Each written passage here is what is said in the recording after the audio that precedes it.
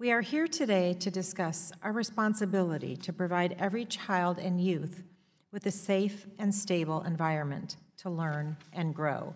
Today, millions of youth across the country do not have access to a stable home. For many of them, the effects of homelessness are not isolated to days or weeks or months. Youth homelessness has long-term consequences that undermine their education, their safety, and their future.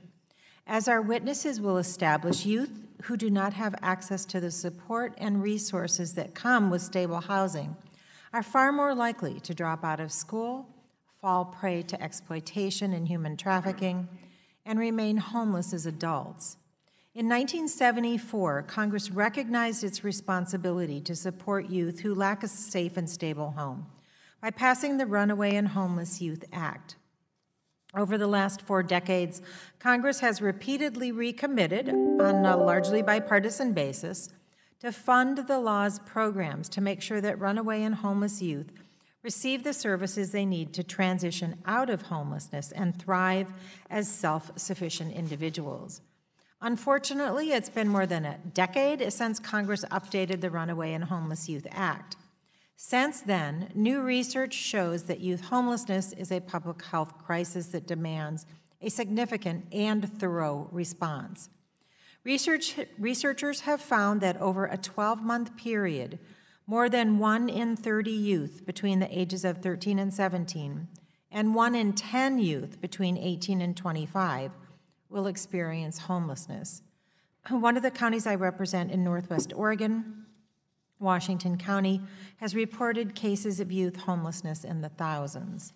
We also know that factors associated with the significantly higher risk of youth homelessness reflect the systemic challenges facing underserved communities, including family conflict, child abuse, and experience with the juvenile justice and foster care systems.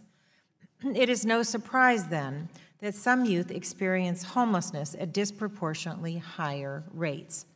LGBTQ youth, for example, are at a 120% greater risk of entering homelessness compared to heterosexual or cisgender peers.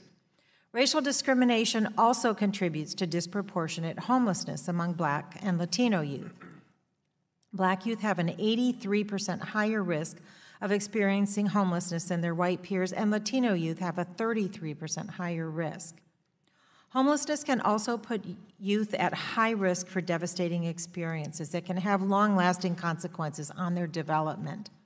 Homeless youth are vulnerable to exploitation and coercion. The data show that 1 in 5 homeless youth are victims of human trafficking. I'm going to say that sentence again. The data show that 1 in 5 homeless youth are victims of human trafficking. 1 in 6 are sexually assaulted or raped. Homeless youth who experience these unspeakable acts need comprehensive supports to process their trauma and rebuild their lives. Our deeper understanding of the causes and factors surrounding youth homelessness demand an updated approach to addressing this public health issue. As this committee considers a bipartisan reauthorization of the Runaway and Homeless Youth Act, we must make sure that federal programs engage and unite family members, a proven approach to transitioning youth into a safe and stable housing when it is in the best interest of the child. Adopt trauma-informed practices that support youth whose experiences have had long-lasting effects on their mental health and well-being. And finally, importantly, that they do not discriminate against youth based on age, race, religion, gender identity, or sexual orientation. Including these provisions in federal programs will help prevent children from having to experience the uncertainty and the trauma of homelessness. Today's hearing takes an important step toward achieving our shared goal of making sure that all children have access to safe and stable housing that empowers them to reach their full potential.